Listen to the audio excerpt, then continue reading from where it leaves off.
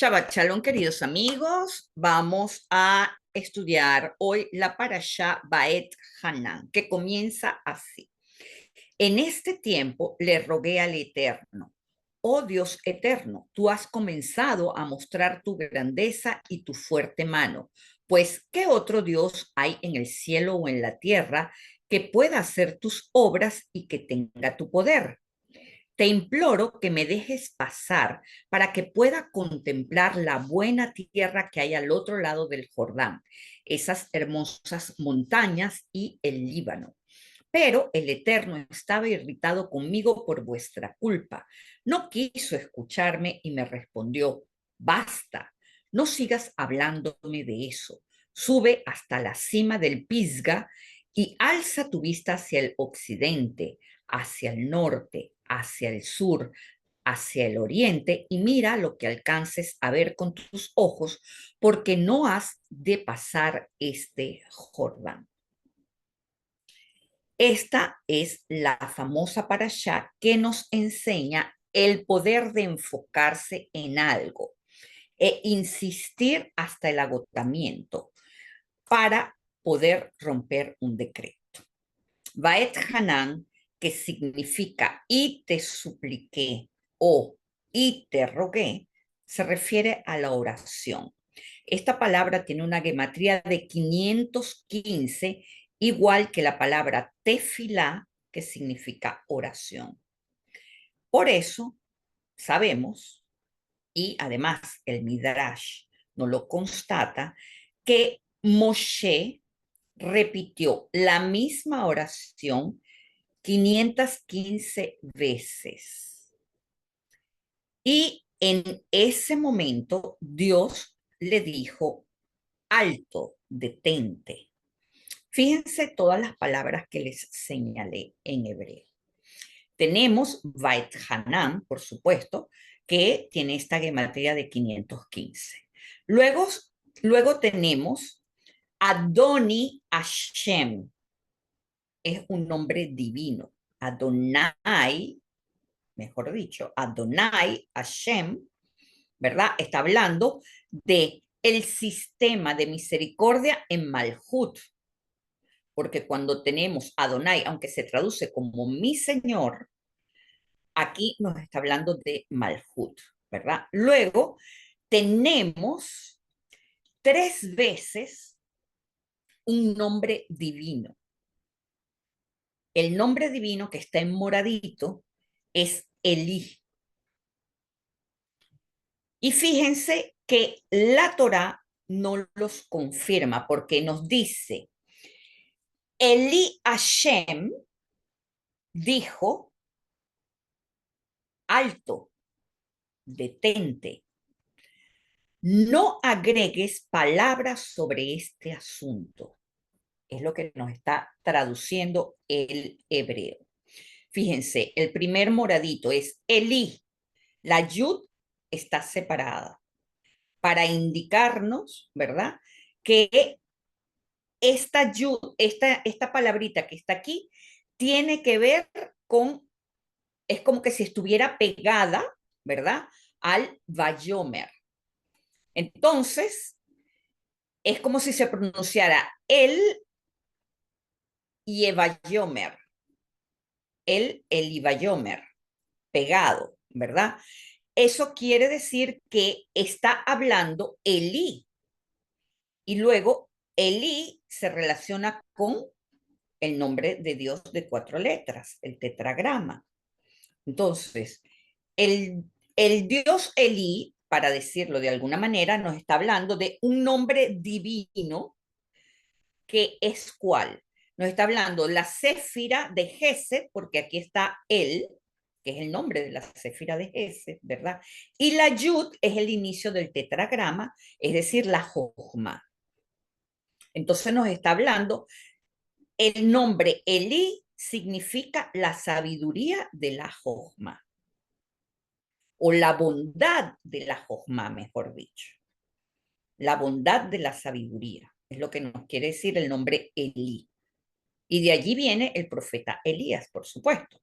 Entonces, aquí nuevamente nos pone Elí o Elai, como se pronuncia también, Eli o Elai, se pronuncian de las dos maneras. Y viene y nos dice Rav Laj. Eso quiere decir no agregues ni una oración más, ni una palabra más. Fíjense que lo que nos quiere decir aquí es al tosef, no agregues ni una palabra más sobre este asunto. Aquí nuevamente aparece Elí, porque Elí quiere decir alto también, detente, detente, alto, elevarse, ¿verdad? Entonces, esto quiere decir que el Midrash nos está indicando que con una vez más que Moshe repitiera la oración, es decir, si hubiese hecho 516 veces la misma oración, Moshe hubiese roto el decreto de no poder entrar en Israel. Las preguntas son, ¿por qué Dios no lo detuvo antes? Si de todas maneras no le iba a dar permiso de romper el decreto, ¿verdad? Porque esperó aquí Moshe rezara 515 veces. Y la otra pregunta relacionada con eso es qué pasó con esas oraciones, porque es como que si él permitiera, si Dios hubiese permitido que Moshe eh, pronunciara nombres divinos en vano, cosa que sabemos que no se debe desperdiciar la energía porque está dentro de los 10 mandamientos, ¿verdad? Entonces, eso quiere decir que hay una enseñanza escrita aquí. ¿Qué nos dicen los sabios? Que no hay ninguna oración en vano, porque aun cuando no veamos la respuesta, la columna izquierda, la Geburah, que es en donde está el juicio, comienza a temblar cuando oramos. Aun cuando en Hashem hay misericordia, para que su nombre sea equilibrado, tiene que tener rigor. Y eso lo vemos perfectamente, ¿verdad? En el nombre Yud Kei Vav Kei. Es el nombre de la misericordia, pero hay las letras, intercalan lo masculino y lo femenino, y sabemos que lo femenino es la rigurosidad. Esto es porque tiene que haber un equilibrio, pero cuando se trata de la misericordia, buscamos un rigor basado en un beneficio posterior. ¿Qué quiere decir esto? Que si bien Moshe no logró lo que él quería, ¿verdad? Él tiene algo mejor de lo que quería. A veces el juicio es para enseñarnos, para darnos un aprendizaje. Y a veces este tipo de cosas, que es acumular oraciones, es para usarlo en un beneficio que nosotros no podemos contener o entender, pero que la inteligencia divina sí lo entiende. Y esto nos lo aclara Rashi, que dice, otra explicación de Raflach, es decir, hay mucho para ti, esa palabrita en azul que yo les dije, Raflach, ¿verdad? Quiere decir hay mucho para ti, significa que hay mucho más de lo que está reservado para ti. Es decir, mucha bondad es guardada para ti, eso que pediste en oración, esas oraciones, esos nombres divinos que pronunciaste, se fueron metiendo como en una caja de ahorro. Y la pregunta es, ¿acaso en aquel tiempo Eretz Israel era noble y bondadosa como para tener el anhelo de querer entrar en ella?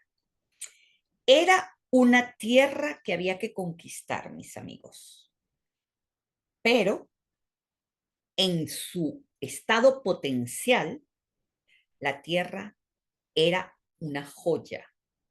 Eso quiere decir que Moshe podía ver el estado potencial de la tierra y no el estado físico que la tierra tenía. Y lo vamos a ver más adelante. El potencial había que desarrollarlo y para eso esta gente iba a entrar en Israel.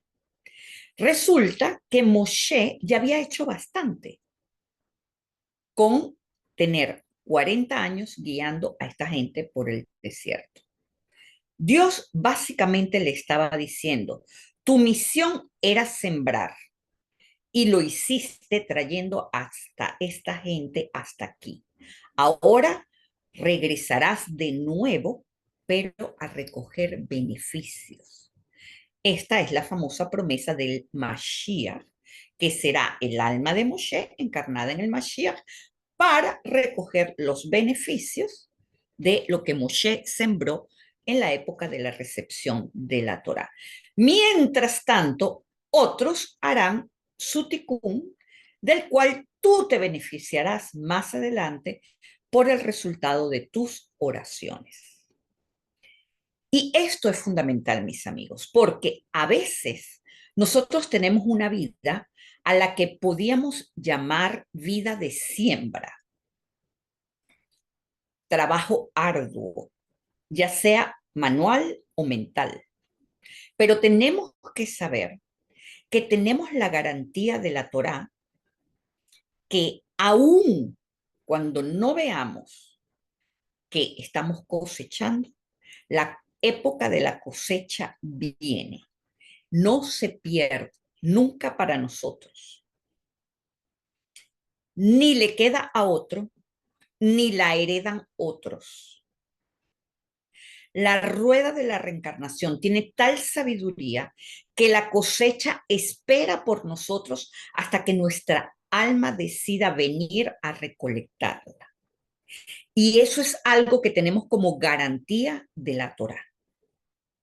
De eso es lo que nos está hablando Rashi y el comentario del Midrash. Por eso este Shabbat se llama Shabbat Nahamu, que quiere decir el Shabbat de la compensación o el Shabbat del consuelo. Fíjense algo, una vez pasado Tisha B'Av, que fue el pasado de miércoles para jueves, ¿verdad? Una vez pasado Tisha B'Av, comienza lo que en el judaísmo se conoce como el tiempo de consolación. Así, el primer Shabbat, inmediatamente después de Tisha B'Av, se llama Shabbat Nahamu, es decir, Shabbat del consuelo. Dicho nombre proviene de la porción que leemos en la Haftará de la Parashá de esta semana. Leemos el fragmento del libro del profeta Isaías, Yeshaya, desde el capítulo 40, versículo 1 al 26. Y comienza diciendo, consolaos, consolaos, pueblo mío, dice vuestro Dios. Hablad al corazón de Jerusalén. Decidle a voces que su tiempo es ya cumplido, que su pecado es perdonado, que doble ha recibido de la mano de Dios por todos sus pecados. Así comienza. ¿Qué quiere decir consolaos, consolaos? Hay comentarios que dicen que es la primera vez que dice consolaos es por el primer templo y la segunda vez es por el segundo templo. Pero lo más importante que nos dice aquí es que recibimos el doble de la mano de Dios cuando corregimos nuestros errores. Y eso es lo que nos interesa, mis amigos. Así, el Shabbat Nahamu da inicio a un periodo de 7 semanas de consuelo que nos llevan hacia Rosh Hashanah, demostrándonos que luego de haber atravesado 3 semanas de duelo, Bein Hametzarim, a partir del 17 de Tamuz hasta Tisha B'Av, el consuelo que nuestro Hashem nos ofrece es aún más grande que el tiempo de aflicción, es decir, si Tisha B'Av, o sea, si el tiempo de aflicción fueron 3 semanas, el tiempo de consolación serán 6 semanas. Entonces, es importante entender que cada vez que nosotros tenemos una caída, al levantarnos tenemos el doble y por eso se llama verajá. La verajá es duplicar lo que ya tenemos. ¿Por qué? Porque lo que Dios nos promete es darnos el doble cuando nosotros corregimos nuestros errores. Y así funciona, mis amigos, el mecanismo entre el rigor y la misericordia. Siempre es mucho más lo bueno, la clemencia, el consuelo y el bien. Es mucho más que lo malo. Pero, ¿qué pasa? Que nosotros nos afectamos y recordamos más a lo negativo porque el dolor pesa. En cambio, lo positivo nos aligera el alma. Como el dolor pesa, la gravedad influye para que nosotros tengamos más en cuenta el dolor que la alegría.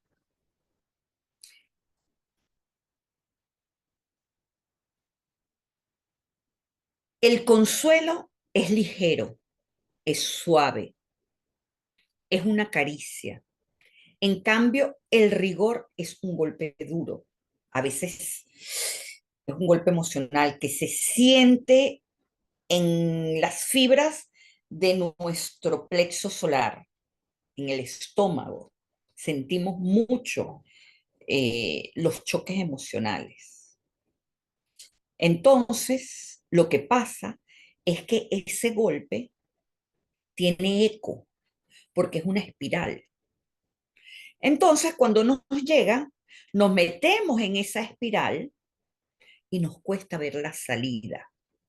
La Torá nos enseña que por cada golpe tenemos el doble de la compensación, pero como no nos concentramos en la compensación, la perdemos de vista.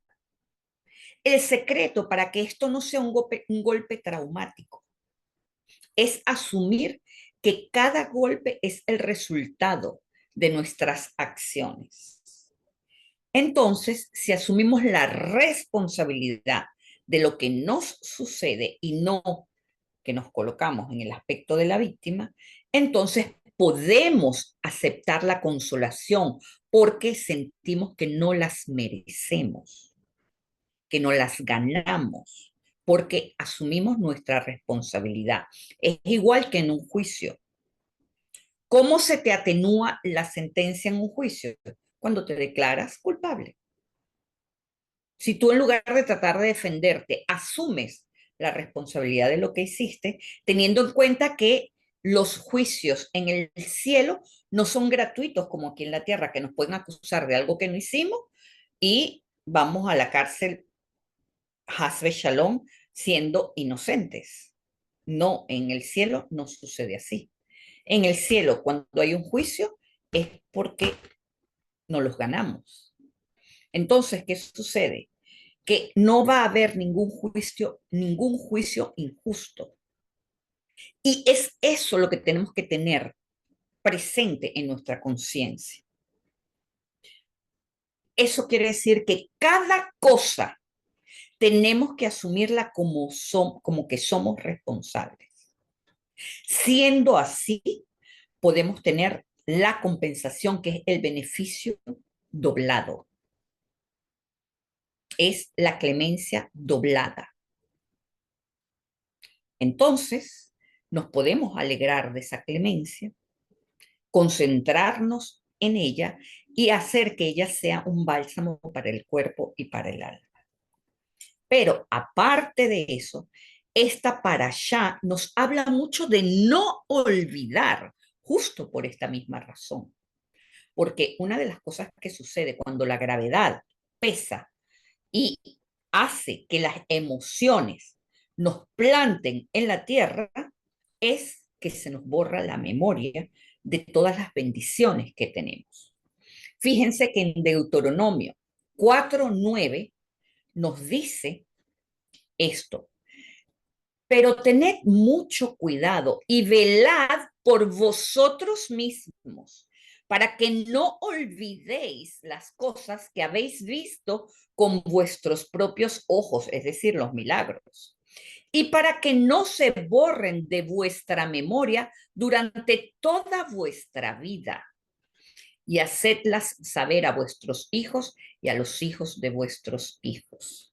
Y ese es el secreto del judaísmo, la transmisión, porque hace que la memoria esté fresca en nuestra alma que participó hace miles de años en aquellos eventos y que hoy conscientemente no lo recordamos, pero nuestra alma sí. Y las palabras de la Torah son para nuestra alma. Así que en nuestra conciencia lo que nos corresponde es aplicar el entendimiento de que en ningún caso somos víctima de nada, porque en los juicios celestiales no hay errores. Es decir, asumo mi responsabilidad aunque no lo entiendo. Y voy a ver cómo salgo de esta. Voy a ver cómo reparo esto. Porque no podemos olvidar, prohibido olvidar. Para la Torá, esa es una consigna, ¿ok? En tiempos de aflicción, olvidamos las bendiciones. ¿Y qué sucede cuando eso pasa? Ellas se ocultan de nuestra conciencia, se meten en el inconsciente, es decir, las bendiciones, las verajot, se esconden de nuestro propio foco de atención. Y esto es lo que nos dificulta la salida de los problemas.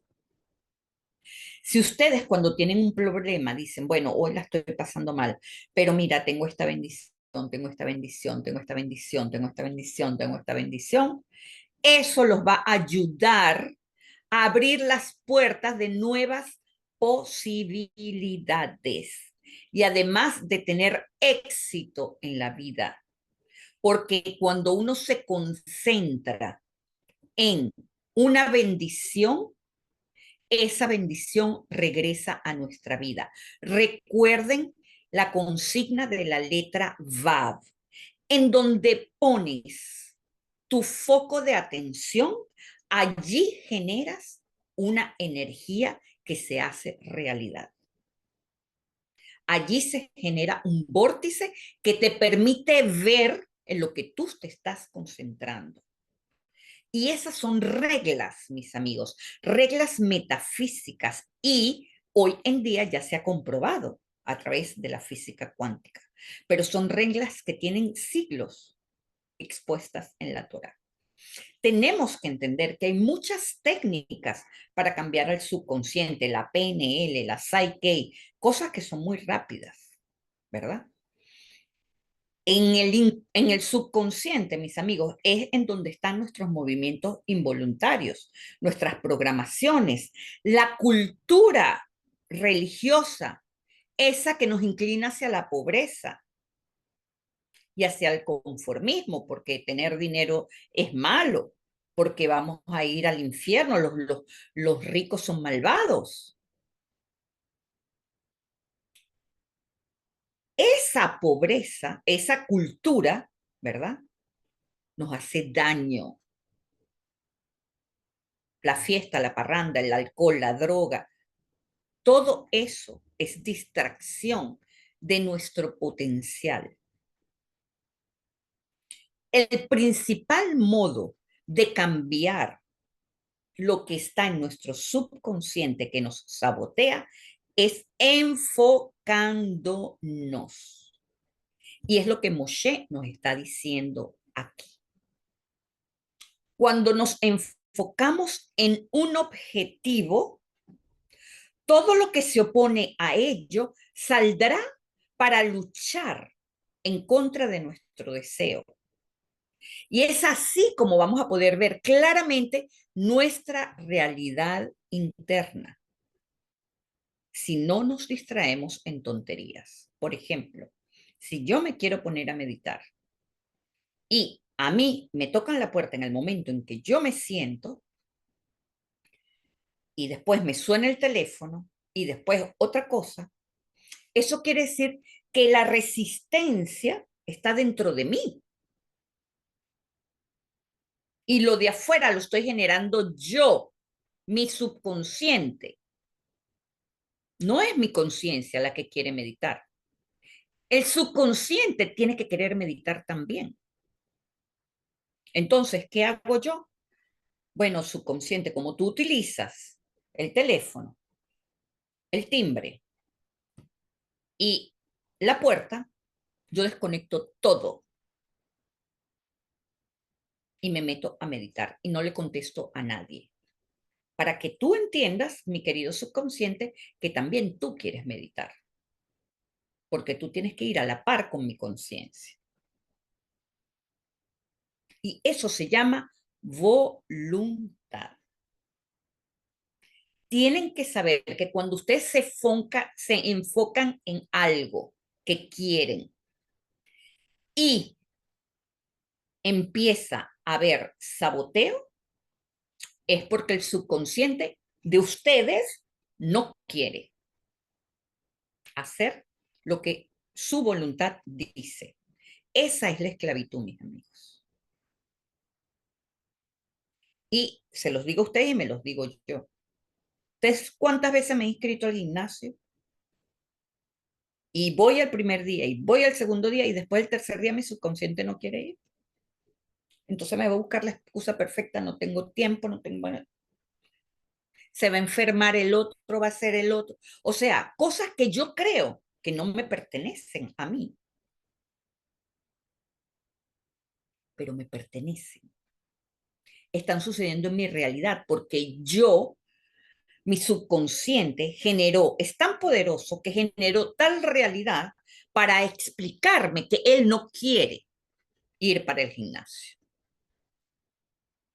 Entonces, yo tengo que ser más fuerte que el subconsciente y decirle, vamos a ir 15 minutos hoy, no te preocupes.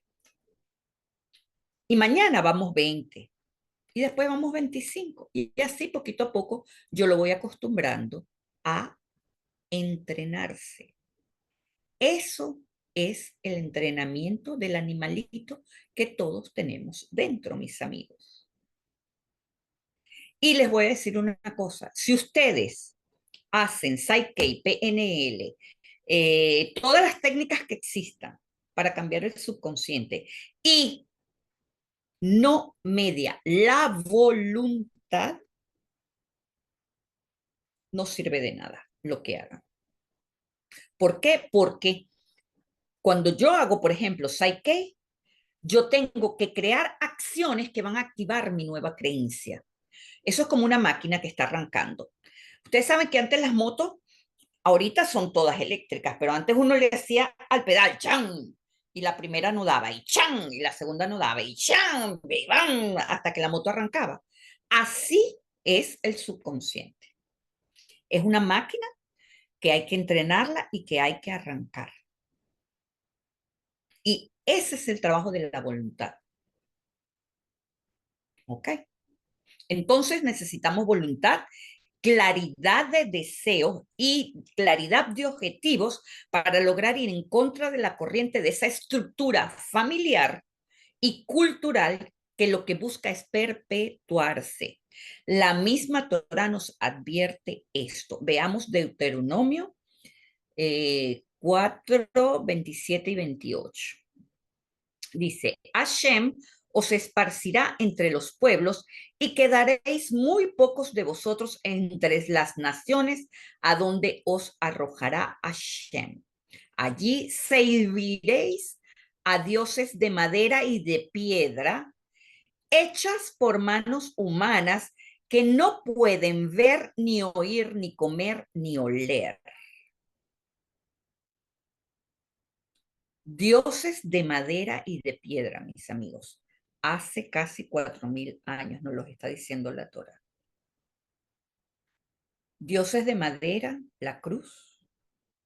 Dioses de piedra, la cava, que es la gran piedra negra de la Meca. No me estoy metiendo con ninguna religión, estoy haciendo aclaraciones de lo que nos dice la Gemara sobre este pasaje, porque es profético. La Gemara nos explica que la principal razón de Moshe para no entrar en Israel es porque él atraería a todas las almas a esta tierra y todas serían exterminadas debido a la cultura y de idolatría que tenían, que aún no se habían despegado totalmente de ello. Por eso Dios los esparce por el mundo, para que dentro de otras culturas de madera y piedra se entrenen, sientan el desprecio de otras culturas y sientan el vacío de la idolatría, que es la ausencia de la presencia divina, para que anhelen al verdadero Dios antes de regresar a Israel. Sabemos que Israel es un estado espiritual. Entonces, tenemos que entender que la figura de la cruz es un invento romano, no es Cristo, no es la figura crística, ni Jesús el judío el que inventó la religión de la cruz. Fueron los romanos. Si tienen esto claro y que Jesús era ultra judío y el judaísmo lo que pregona es el monoteísmo, van a entender que esta cultura de un Jesús hecho Dios es una interferencia para la conexión con el verdadero Dios, con el Dios único, el Dios de Israel. Ese Dios que no hemos podido alcanzar a entender. ¿Por qué seguimos todos encerrados en la idolatría? ¿Ok? Veamos qué nos dice al respecto Deuteronomio 4:26. Dice: yo llamo hoy por testigos contra vosotros a los cielos y a la tierra, que pronto pereceréis de la tierra donde vais, cruzando el Jordán para tomar posesión de ella. No permaneceréis mucho tiempo en ella, sino que seréis completamente exterminados. Los sabios nos explican que la Torá dice: ustedes partirán rápido de esta tierra. Y esto quiere decir que será antes de que la tierra le transmita sus hábitos, antes de llegar a una corrupción total. ¿Se acuerdan que les pregunté que si acaso Canaán era la famosa tierra hermosa que todos querían? Los cananeos se degradaron moralmente hasta un punto en el que no podía seguir viviendo en el sitio predestinado para conectar el cielo con la tierra, que es Jerusalén. Y ellos corrompieron la tierra, y el que permanezca en ella será corrompido como lo está ella. Es lo que nos está diciendo Moshe. Y por eso sucedió el exilio. Y el retorno a Israel significa la reparación milenaria de ese pedazo de tierra que estaba contaminado por el mal de los cananeos. Entonces, el exilio sucedió y fue necesario para que siguiéramos trabajando en desterrar la idolatría de nuestra vida. Y es por eso que el judío se le ordenó no compartir, no mezclarse con otras culturas para poder, no, o sea, hay que entender lo importante que es deslastrarse de la idolatría. Hoy en día seguimos siendo idólatras de otros tipos de dioses. En aquel tiempo había mucha superstición con todos los dioses religiosos que había, pero hoy se sustituyó a aquellos dioses por otros dioses. Entonces, es importante que nosotros deslastremos nuestra conciencia de todo esto para nosotros poder recuperar ese estado espiritual llamado Israel. Por otro lado, Rashi explica que esta palabra, Baet Hanam, es la más fuerte de toda la Torá, porque significa un grito después de la desesperanza. Este ruego es a nivel más elevado de oración.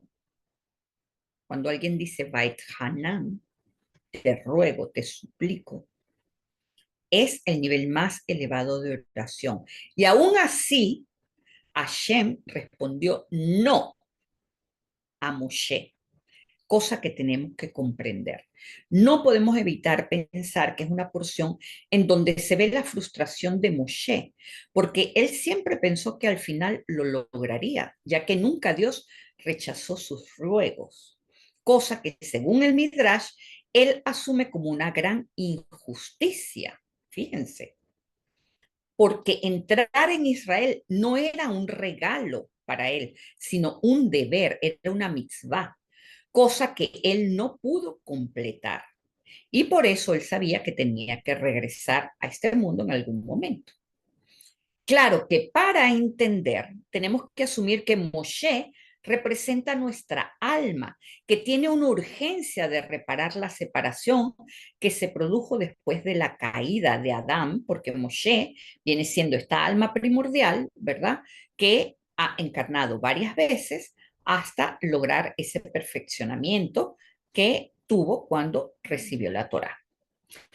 Y también Moshe supo que los espías, el pecado de los espías, ¿verdad? Impediría a que esta gente entrara en Israel. Y esta separación que se había cerrado cuando recibimos la Torá, porque cuando recibimos la Torá se reparó todo esto, cuando se hizo el becerro de oro se fracturó aún más de lo que antes estaba hecho.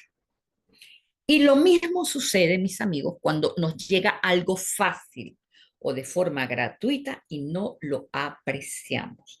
Nosotros mismos tenemos que saber que lo que queremos en nuestra vida tiene un valor. Y si no estamos dispuestos a pagar por ese valor, no vamos a obtener lo que queremos, porque aun cuando lo tengamos, no lo vamos a apreciar, lo vamos a despreciar. Y ese es el secreto del pan de la vergüenza. Porque al perder lo que nos dan gratuitamente, nos cuesta mucho volver a recuperarlo, porque esto deja una fractura energética, es una ruptura con el árbol de la vida y su reparación, mis amigos, es inalcanzable en una sola encarnación. Por eso esta gente de la generación del desierto tuvo que reencarnar de nuevo, porque una vez que la fruta se cae del árbol, ya no se puede volver a pegar de su raíz. Nuestros errores que nos despegan del árbol de la vida son irreparables en esta encarnación. Pero hay muchos que no nos despegan.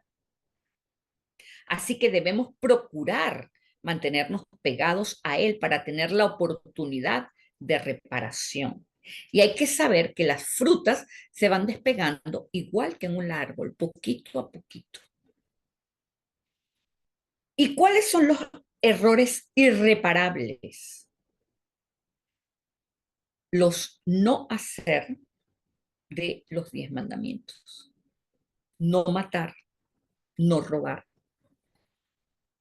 Cada vez que una persona se hace amiga de lo ajeno, el fruto se despega un poquito más, y un poquito más, y un poquito más, hasta que la fruta se cae.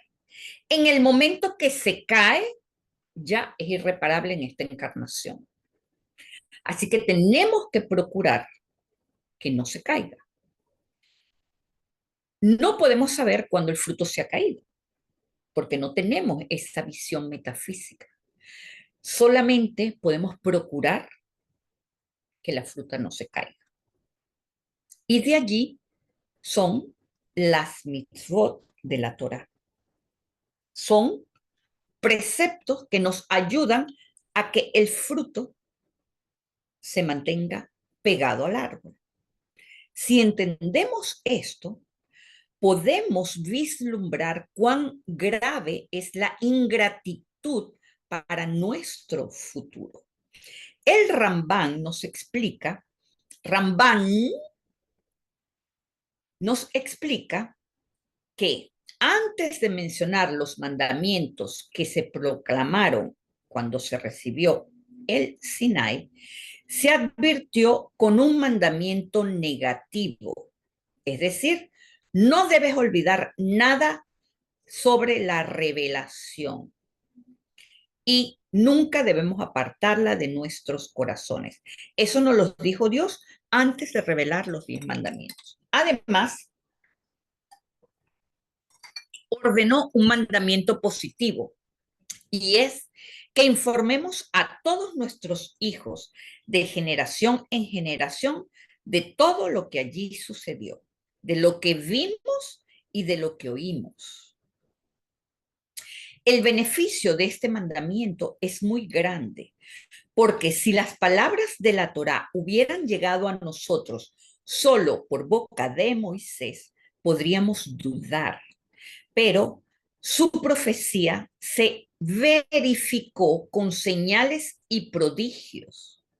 Sin embargo, si se levantara en medio de nosotros un profeta o un soñador de sueños y él nos mandara hacer lo contrario de lo que la Torá nos ha ordenado y nos diera milagros o prodigios, entonces la duda entraría en el corazón de la gente, como efectivamente así es.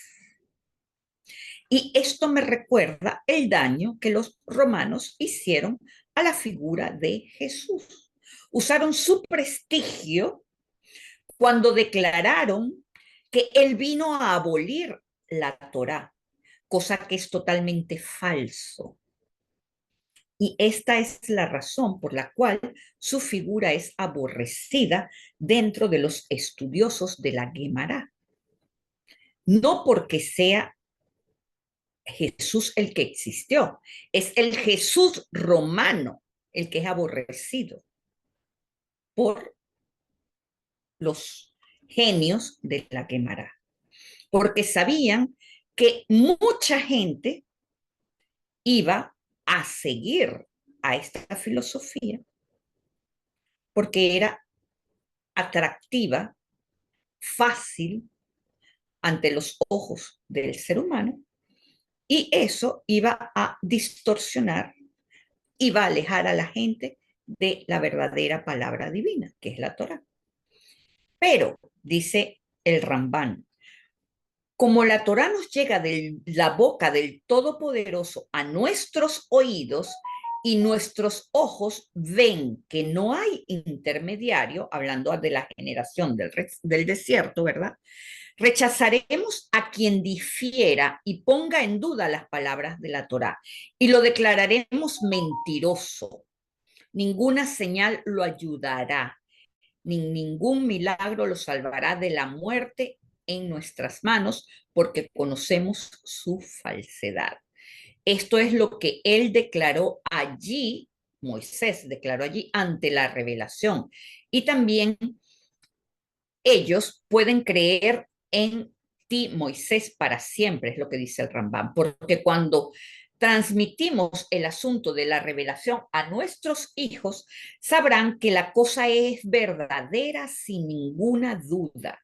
como si todas las generaciones lo hubieran visto, porque no testificaríamos falsamente a nuestros hijos para hacerle heredar vanidad y cosas en las que no hay provecho.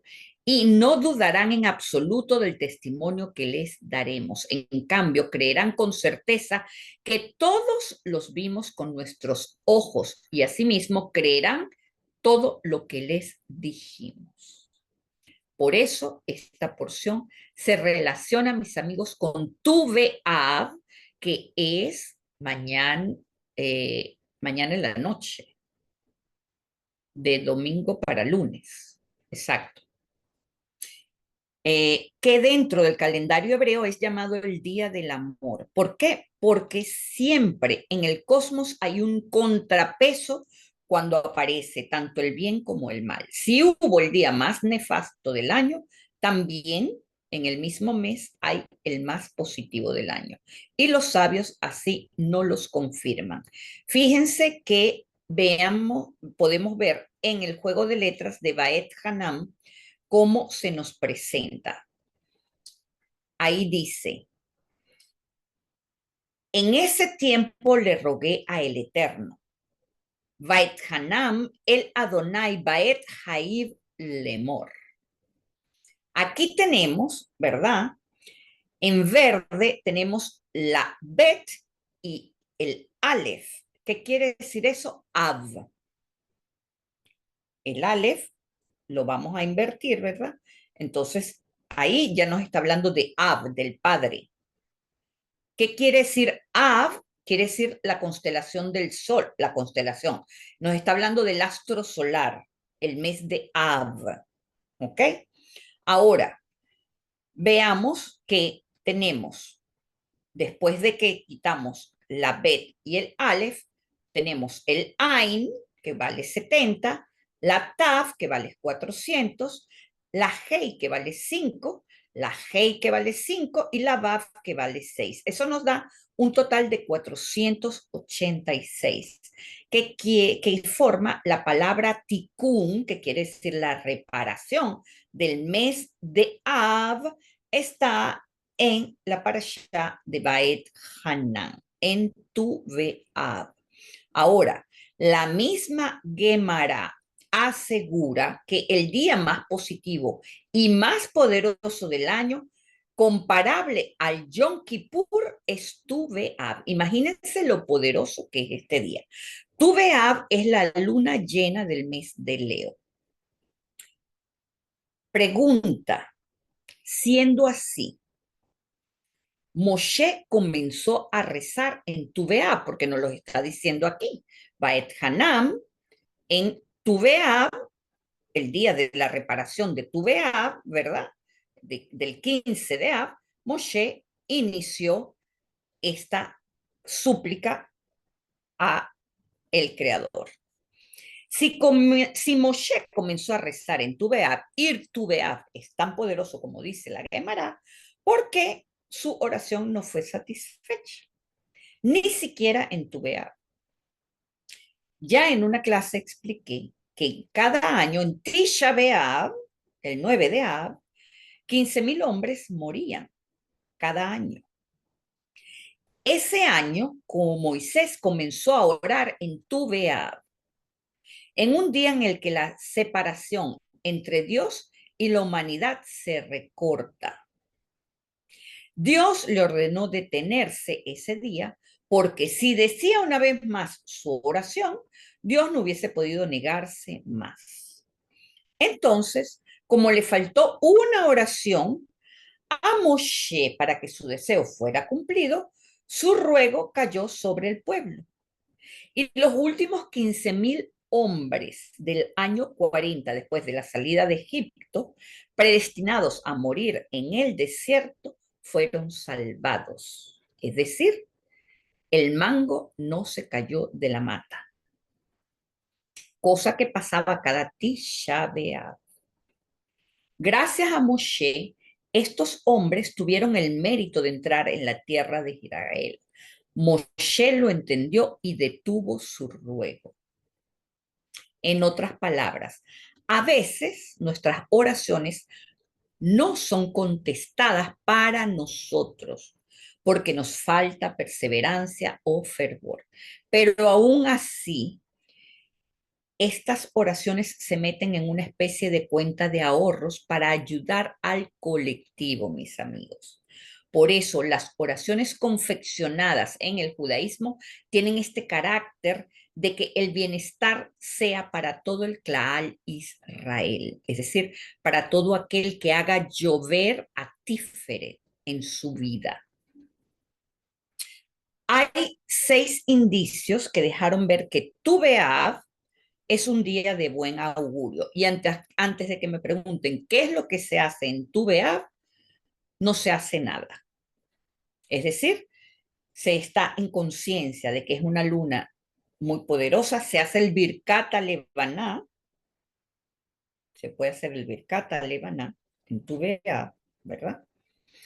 Se hace una cena, la gente baila, la gente disfruta, pero en Israel la gente lo que hace es fiesta, ¿verdad? Pero en realidad es un momento cósmico poderoso que nos ayuda a empoderarnos. Entonces lo que tenemos que hacer es resoluciones, es tomar conciencia. ¿Ok? ¿Cómo sabemos que tu Beab es positivo? Porque la historia de la Mishnah de Rabbi Shimon ben Galiel nos cuenta la primera plaga que había acompañado a los judíos en el desierto durante 40 años terminó. Era la plaga que hacía morir 15.000 personas cada año. Todo el mundo sabía que era por la cuestión de los espías, porque eso fue el decreto que se hizo en aquel tiempo de que la gente no entraría en Israel porque habían despreciado a la tierra. Entonces, ese día terminó esta plaga en Tubea y esta gente no murió.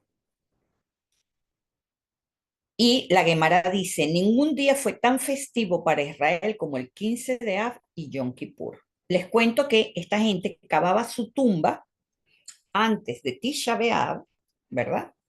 Para que ya la tumba estuviera cavada cuando la gente moría, porque no morían todos un mismo día. Podían caer muertos eh, a lo largo de los días, ¿ok? Entonces, eh, lo que me parece lógico es que la Gemara nos está tratando, o la Mishnah nos está tratando de decir que Moisés comenzó a rezar después de Tisha B'Av y eso detuvo la muerte de esta gente y en Tisha B'Av Dios lo detuvo. En Tu B'Av Dios lo detuvo. Ok.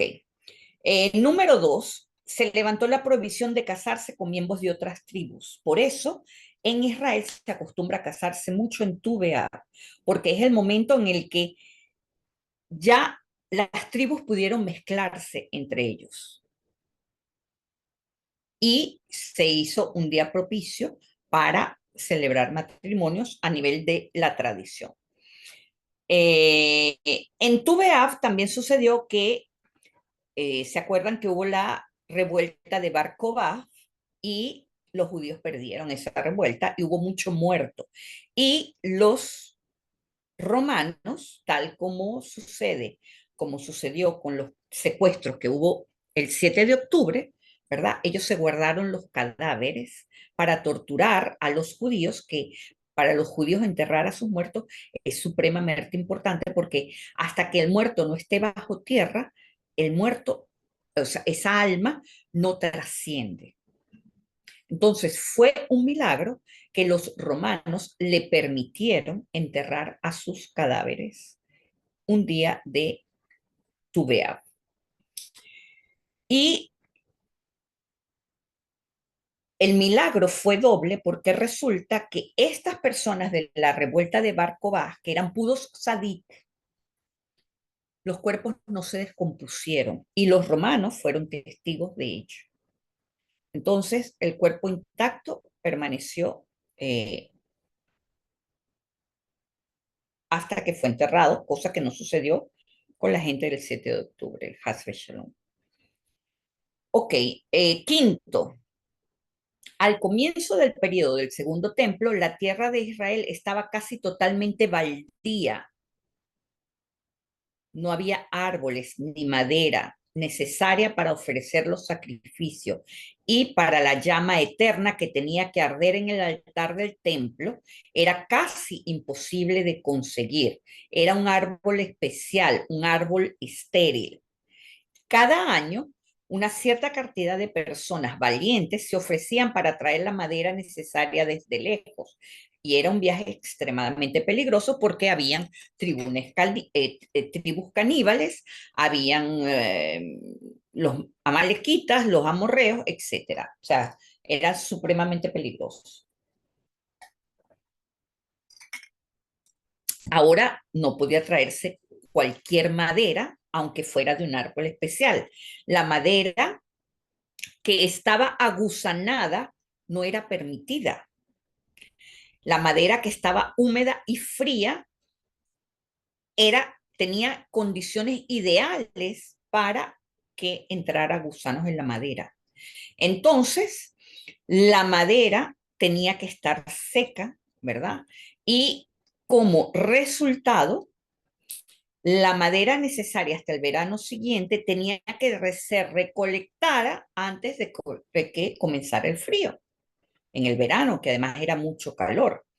Y un día de Tu B'Av se consiguió acumular la cuota necesaria para todo el año y todos estaban tan felices que comenzaron a romper sus hachas para festejar el final de la misión y se organizó un gran banquete. Y a partir de allí se decretó el día de romperse el hacha. Es decir, esto incluía la quiebra ceremonial de las hachas con las que se había cortado la madera. Y a partir de ese momento, cada año de Tu B'Av se lograba la misma proeza. Y entonces celebraban ese día con un gran banquete y allí es donde comienzan las fiestas, ¿verdad? Otro milagro fue que Osea ben Eilah abre los caminos de Jerusalén. Fíjense algo, después de la muerte del rey Salomón, ¿verdad? El rey disidente de Israel instala barricadas para evitar que los ciudadanos peregrinaran hacia el templo. Y recuerden que las peregrinaciones eran mitzvot, porque esta gente estaba en Judea y tenía que venir a Jerusalén. Entonces, estos eran las fiestas de peregrinación que hoy aún hacemos. Y esta barricada fue levantada 200 años más tarde, después que fue instalada, por este rey llamado Osea ben Eilah. Y lo hizo el 15 de Ab del año 3187. Entonces, todo esto nos indica que Tu B'Av es una fecha auspiciosa para casarse, para mudarse, para empezar a hacer negocio, para iniciar cosas, para iniciar papeles, para iniciar documentos. ¿Ok? Pasando a otro tema. Vamos a ver qué nos dice Deuteronomio 4, 23 y 24. Dice, guardaos pues de olvidaros del pacto que vuestro Dios Hashem concertó con vosotros, ni de haceros ni imagen alguna como os ha ordenado tu Dios Hashem. Porque tu Dios es fuego consumidor, Dios apasionado. Aquí nos está hablando desde el nivel de la Gebura. Es un fuego consumidor, justo lo que es la Gebura, un fuego apasionado, justo lo que es la Gebura.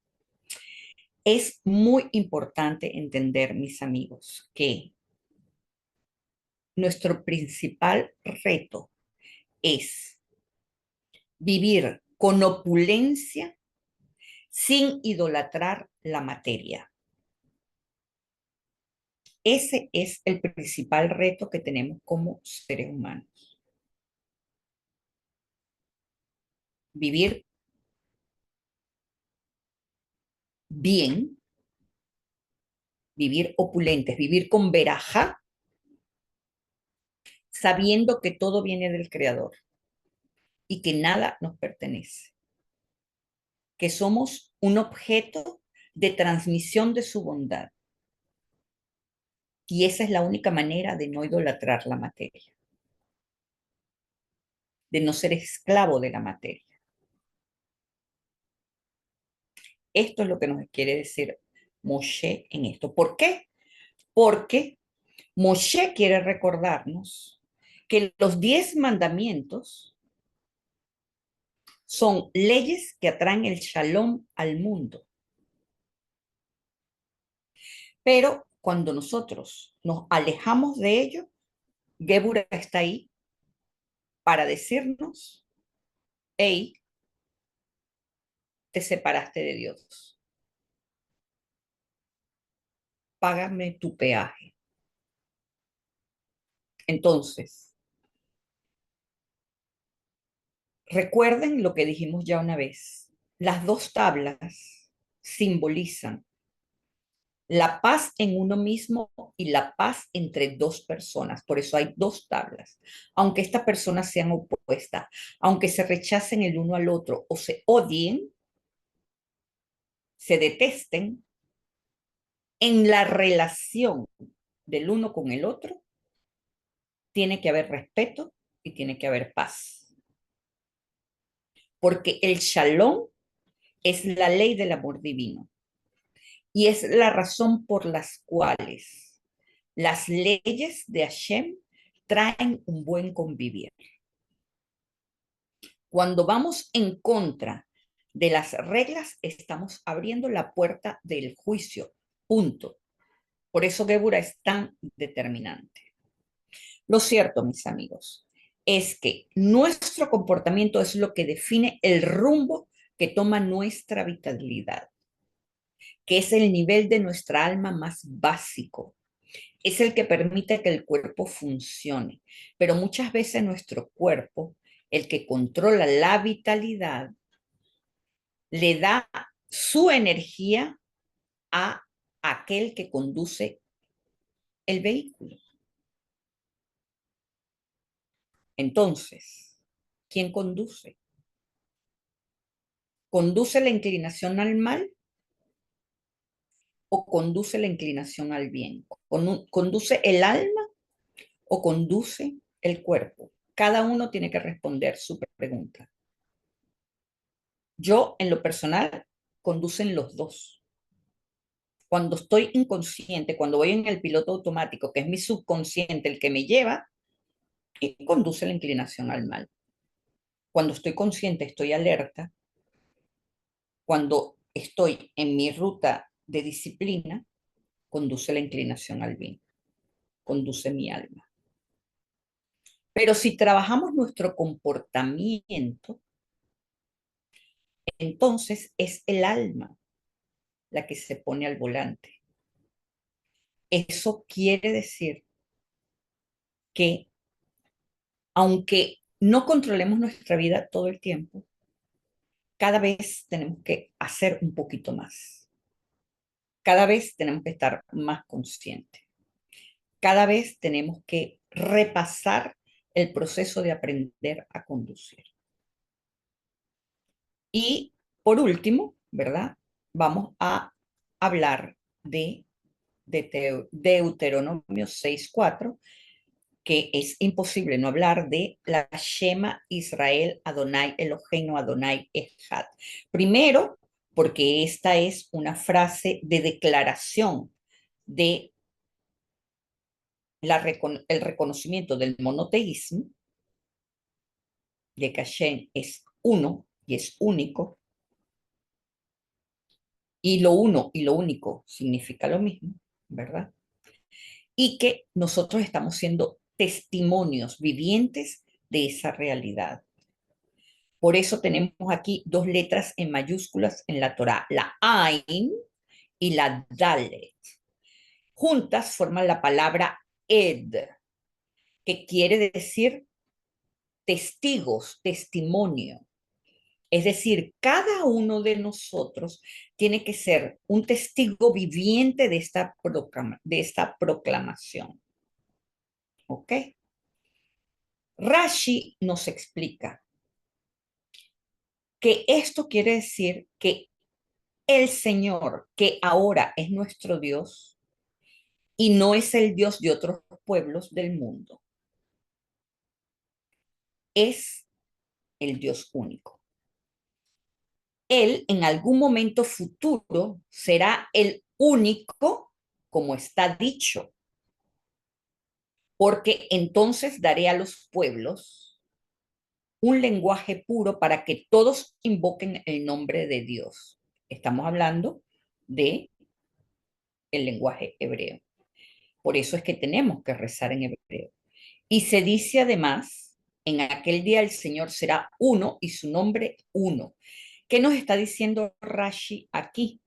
Que esta declaración aún está en proceso de cumplirse, porque en un futuro no será solo para los judíos, sino para toda la humanidad. Y Esforno complementa lo que Rashi dice. Esforno explica, dado que él creó todos los fenómenos de este universo, el Dios, dado que él creó todos los universos de todos los fenómenos de este universo celestiales o terrestres, de un vacío total, es lógicamente imposible que exista otro fenómeno que represente una existencia independiente de él. ¿Qué quiere decir esto, mis amigos? Que aun cuando el óvulo tenga la sensación de que está en un espacio vacío, él realmente está pegado a la pared del útero para comenzar su desarrollo. Siempre va a estar pegado de la pared del útero, pero él es tan pequeñito que él cree que está en un hueco vacío, pero nunca está despegado de él, nunca está fuera de él. Asimismo, es en el macrocosmos, mis amigos. En el macrocosmos, por mucho que nosotros pensemos que somos independientes de él, es imposible, porque él lo único que hizo fue crear un útero y meter un óvulo allí llamado Tierra, que está germinando y que está llamado Júpiter, llamado Saturno, que está germinando en vida.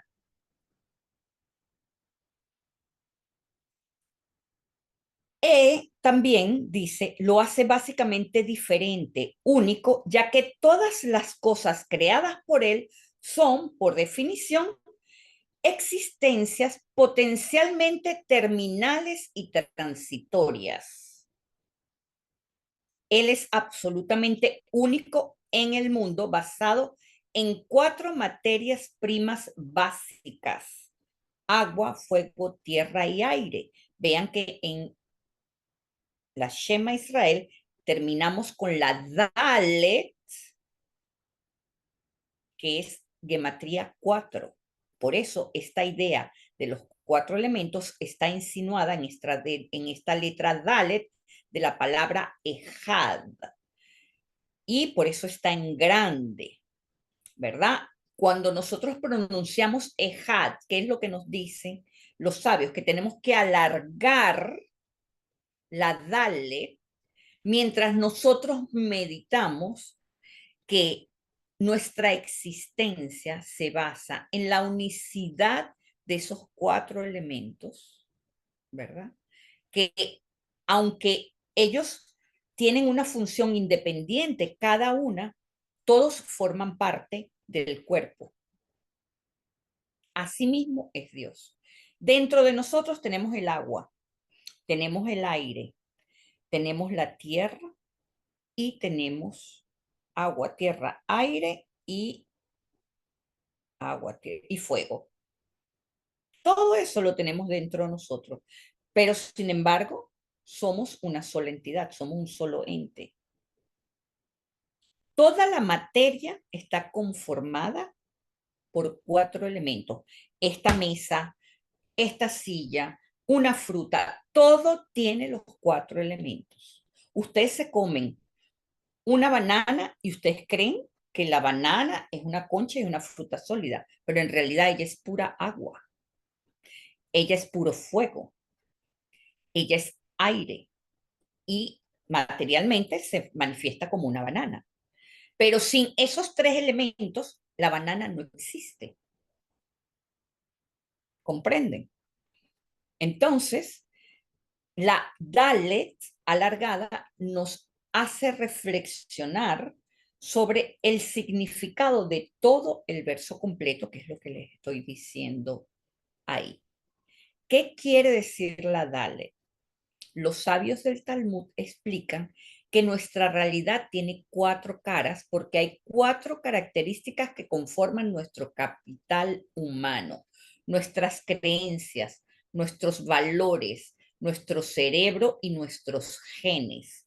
Y estos últimos contribuyen a la formación de nuestro aspecto físico, pero por lo demás, nuestra construcción psicológica y social en los primeros años de nuestra vida se forma por un cóctel de factores. Sin embargo, hoy en día sabemos que nuestro sistema de creencias va cambiando con las experiencias, pero al mismo tiempo son variables, porque las nuevas técnicas nos permiten cambiarla en un abrir y cerrar de ojos. Luego tenemos nuestro cerebro, que es el capital de racionalidad e inteligencia con la que tratamos los problemas. En esto, las prácticas que tenemos dentro del calendario hebreo nos ayudan enormemente a poner los pies sobre la tierra y a tener una espiritualidad racional.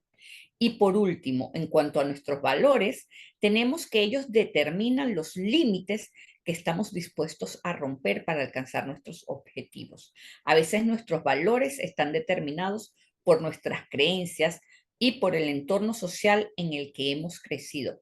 Pero todos estos 4 lados son moldeables y son un enorme potencial para enfrentar todo lo que se nos presenta. Por último, antes de empezar la clase, vi una película en Netflix que se llama Boy Erased. Eh, no sé cómo es en español, eh, o Identidad borrada, algo así, que se trata de la historia real de un chico que tenía sus inclinaciones homosexuales y que su padre era un pastor. Y el chico estuvo en un reformatorio de homosexuales que en la época de los 60, 70, por ahí 80, comenzaron a existir en los Estados Unidos para evitar el pecado de la homosexualidad o para cambiar el pecado de la homosexualidad. Y es impresionante, o sea, el padre, que era el pastor, le decía, yo no veo cómo con mi sistema de creencias tú puedes vivir en esta casa siendo homosexual. O sea, el tipo prefirió, y esto es un caso de la vida real, el tipo prefería mantener su sistema de creencias que abrirse a cambiarla para aceptar a su hijo tal y como era y amarlo y aceptarlo tal y como era. Porque si tú pretendes que tu hijo se acepte a sí mismo, lo primero que tienes que hacer es aceptarlo tú, con todo lo que tenga. Porque todo es corrección. La heterosexualidad es corrección, la homosexualidad es corrección. Todo es corrección. Todo. Entonces, tenemos que tener claro que nuestro sistema de defensas tiene a un guardián, que es a un subconsciente, eh, que además está resguardado por una gébura poderosa. Entonces, nosotros tenemos que entender, ¿verdad? Que tenemos que abrir, abrirnos a nuevas ideas para nosotros poder expandir nuestro nivel de conciencia y desarrollar nuestro potencial. De lo contrario, es imposible hacerlo. Con esto concluyo la clase y vamos a las preguntas.